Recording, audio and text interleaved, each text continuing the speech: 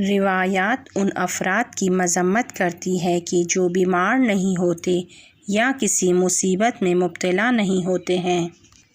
روایت میں ہے کہ ایک اعرابی شخص رسول خدا صلی اللہ علیہ وآلہ وسلم کی خدمت میں پہنچا۔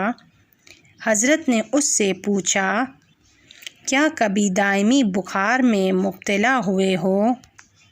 اعرابی نے کہا کہ یہ کیا ہوتا ہے؟ حضرت نے فرمایا، ایسا درد جو پورے سر کو اپنی لپیٹ میں لے لے اور بدن میں گرمی ایجاد کرے۔ اعرابی نے کہا کہ آج تک مجھے ایسا درد نہیں ہوا ہے۔ جب وہ شخص چلا گیا تو حضرت نے فرمایا کہ جو شخص چاہتا ہے ایسے شخص کو دیکھے جو دوزخ میں سے ہو، اس شخص کو نگاہ کرے۔ ایک اور روایت میں بیان ہوا ہے کہ میں دوست نہیں رکھتا اس شخص کو کہ جو دنیا میں سلامت رہے اور اس تک کوئی مصیبت نہ پہنچے۔ اسی طرح ایک اور روایت میں رسول خدا صلی اللہ علیہ وآلہ وسلم نے فرمایا کہ جو لاش پاکیزہ نہ ہو ملعون ہے۔ ایک اور دوسری روایت میں ہے کہ جو بدن 40 دن تک گرفتار نہ ہو ملعون ہے۔ روایت میں ہے کہ اگر مومن بیمار ہونے کی اجر کو جان لے تو ہمیشہ بیماری کو دوست رکھے گا۔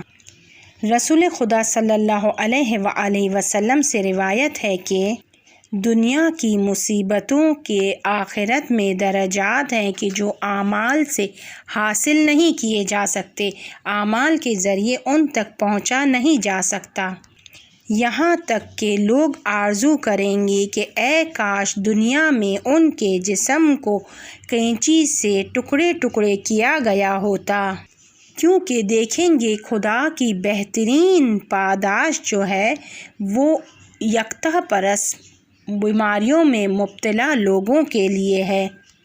ایک اور روایت میں بیان ہوا ہے کہ ایمان کی حقیقت پر اس وقت پہنچیں گے جب اس میں 3 خصلت موجود ہوں: موت کو زندگی سے زیادہ دوست رکھے، امیری سے زیادہ فقیری کو دوست رکھے، اور سلامتی سے زیادہ بیماری کو۔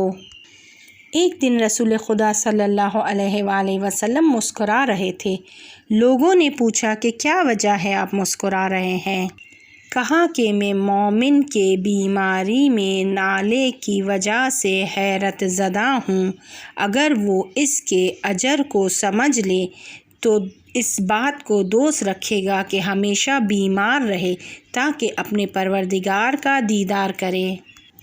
اسی طرح پیغمبر سے ایک اور روایت میں ملتا ہے کہ مومن کا نالہ کرنا تسبیح ہے اور اس کا چیخنا چلانا تہلیل یعنی لا الہ الا اللہ کہنا ہے، اور خواب میں بستر پر رہنا عبادت ہے، اور درد سے ایک پہلو سے دوسرے پہلو کو بدلنا اس کے لیے ایسا ہے جیسے خدا کے راستے میں جہاد کرنا۔ اسی طرح جب مومن بیمار ہوتا ہے تو اس کے گناہ اس طرح جھڑتے ہیں جیسے خزاں کے موسم میں درخت سے